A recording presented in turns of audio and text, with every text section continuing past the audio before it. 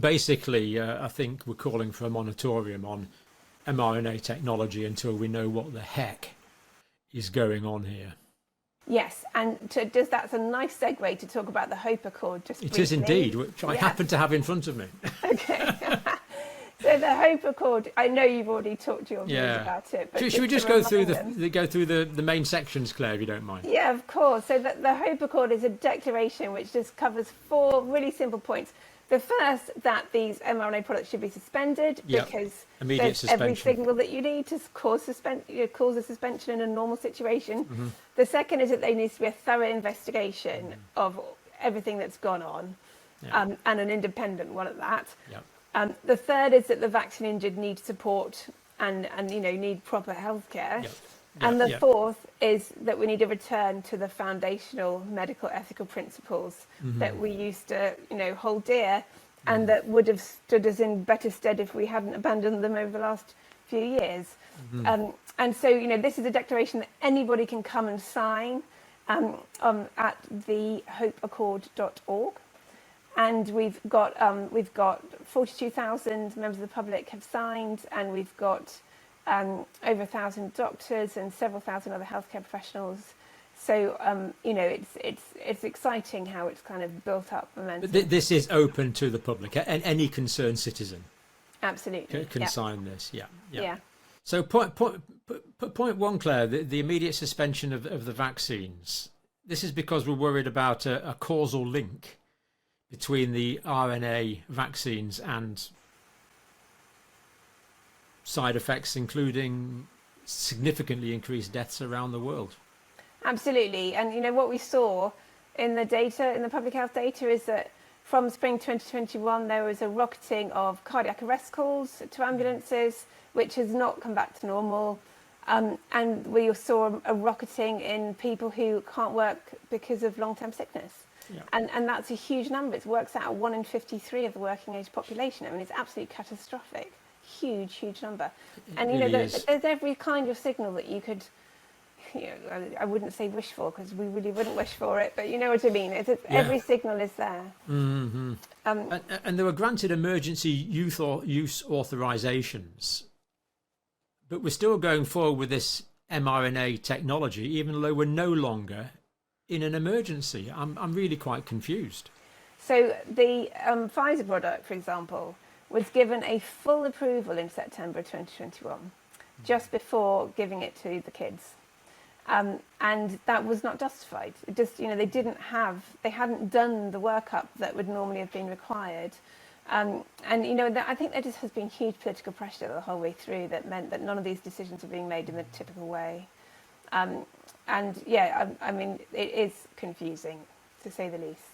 Does the burden of proof lie with those who are concerned about the safety of the vaccines, or does the burden of proof lie with those who want to sell us hundreds of millions of more doses of the vaccines in future? Well, of course, the burden of proof is on them. Of course it is. But given the situation we're in, I'm going to try and keep proving the opposite. Yep. Are the large government organisations and the large pharmaceutical organisations better funded than you?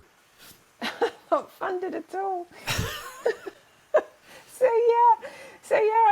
I've not had any pay for what I've done, except for sales of my book. That's been nice. But money is something that I have sacrificed in order to do this.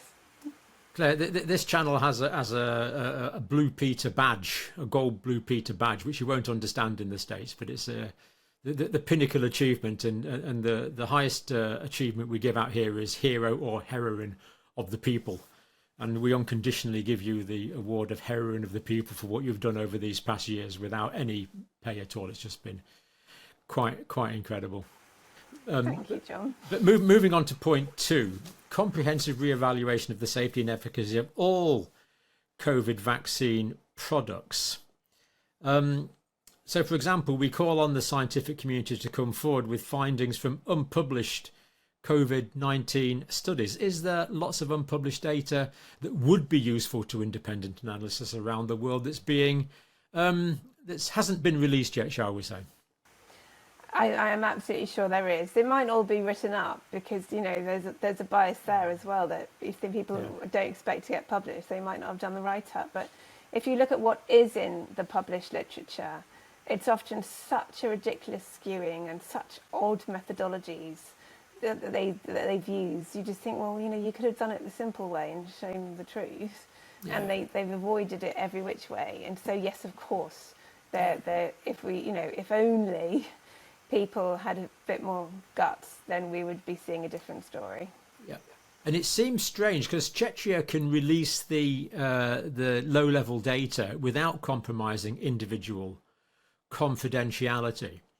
Are they a lot cleverer than all the statistical bodies in the United Kingdom and the United States, who seem quite incapable of doing this because they often use individual confidentiality as a rationale for not releasing this data? Are they particularly clever statisticians in Czechia? So you could argue that it's not completely anonymised. There are dates of death in there, so you could potentially find someone that and find out whether they had a Pfizer or a Moderna.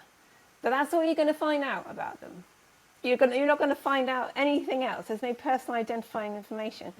And but when I was trying to get hold of the UK data, I kind of gave them all of these ways to even avoid that. So I said, well, what you can do is take the dates of death and add or subtract a day or two randomly, and then you just cannot tell anymore who's who. But they wouldn't do that. They said that was a creation of new data. I actually talked to David Davis, the Member of Parliament, about this, and he assures me that there is a new system that will do this, unequivocally. So the political will perhaps is the thing that's lacking, rather than the technical ability to anonymise huge amounts of data across the UK. I mean, it doesn't take a moment to add or subtract a date to a column of data. That's not the reason. No. It's not the reason. They've admitted they've got the data, and they just don't want to release it. Yeah. And it's really sad, actually. It's really sad because it just looks so bad on them. Even anti-scientific, some might say. Anyway, staying with the Hope Accord, point 3, immediate recognition and support for the vaccine injured. Now, of course, on this channel, the first thing that made me realise that something was going dramatically wrong, in my view, was talking to people that were vaccine injured. Are they getting the recognition that you think they deserve at the moment? No, I think they're still getting loads of abuse if you look at what's actually being said to them. And the thing that's upsetting me the most potentially around this whole period was that I genuinely believed that these people would be getting better, and that they'd be mostly better by now, and they're really not. There's a few that are, but the vast majority are still incredibly sick, and I find that really depressing, really depressing, that they're still no better off. And there are so many of them. Not everybody realises it's a vaccine that caused their illness, of course. But I think if you look at that data on long-term sickness, the excuse has always been that it's long COVID, but the numbers just don't match. Like, the numbers that since the vaccine rollout are vastly more than any estimate of long COVID. Yeah. And of course, we've talked to many people on this channel that we've interviewed who have the most appalling adverse reactions years later, and some of whom tragically are on a downward trajectory. And of course, there's many other people who already are no longer with us. That's right. There are. People who've had huge amounts long illness and then have died at the end of it, or some who've committed suicide as well. And I think that's one of the things that people talked to several people who've contemplated that. And one of the things that people who readily dismiss the reports of deaths in the vaccine reporting systems have clearly never looked at those reports of deaths, because if you look at them, there was this very similar illness usually prior to the death. It wasn't like a sudden cardiac death that you could dismiss, because the doctors wouldn't report them, because they'd just assume it was one of them. But these were unusual. They were all unusual in one way or another. That's why they got reported. And of course, the Czechia data that we've just looked at was a follow-up period of about a year, was it? So there's data on deaths up to the end of 2022 in there. Yeah, and it doesn't tell us 2023, 2024, 2025. Not yet, but hopefully we'll get that. Well, it's good that one government is being open. Absolutely. Yeah. Point 4 of the Hope Accord, Claire, the restoration of ethical principles abandoned during the COVID-19 era. What are the main ethical principles that you think were compromised? So the biggie is informed consent. Like, if you have fear propaganda, you can't have informed consent. If the doctors don't have the information about what these products are made of or what's in them and what, then you can't have informed consent. If you're going to vaccine clinics with volunteers who give you the leaflet, if at all, after the injection, you haven't got informed consent.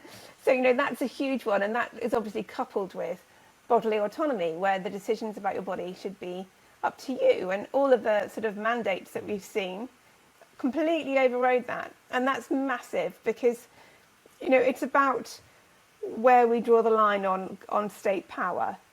And, the state has power in every aspect of our lives, but they do not have power over our bodies. That's the bit that we retain sovereignty over. We would hope so. Yes. Well, until now. And it's really important that we acknowledge that this was a red line that was crossed, because otherwise it can get crossed again. So we have to kind of spell out all of these important principles that were breached, because you can't just sort of pretend we're back to normal, because as soon as there's another excuse, they'll say, but we did that before, so it's okay. And it is not okay. It is not okay. So there's those two. There's also the principle that adults protect children and not the other way around. Yeah. And then there's the very, very important precautionary principle. So, that's the idea that you don't do something until you're absolutely certain it's not going to cause more harm than good. Yeah. And this principle was inverted. It wasn't just disregarded. It was inverted to say, well, the precautionary principle now means we have to do all these things because not doing them might cause harm. That is an utter distortion of what it means. Yeah, yeah. Don't just stand there, do something. Doesn't matter too much what it is. I'm sure as a professional clinician, doctor, you've had this in first aid situations where first aiders are determined to do something, when very often the most important thing to do at that time is nothing. Yeah, don't just do something, stand there. Yeah, that's absolutely, yeah. And the final point, Claire, addressing the root causes of our current predicament. The medical profession must lead by admitting we lost our way.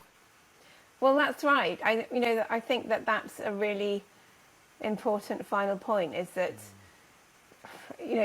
we were not going to regain trust. You can't regain trust until you have acknowledged the problem. Yeah. Yep, there needs to be... that's fine. There needs to be confession before repentance. Yeah. Transparency. Yeah.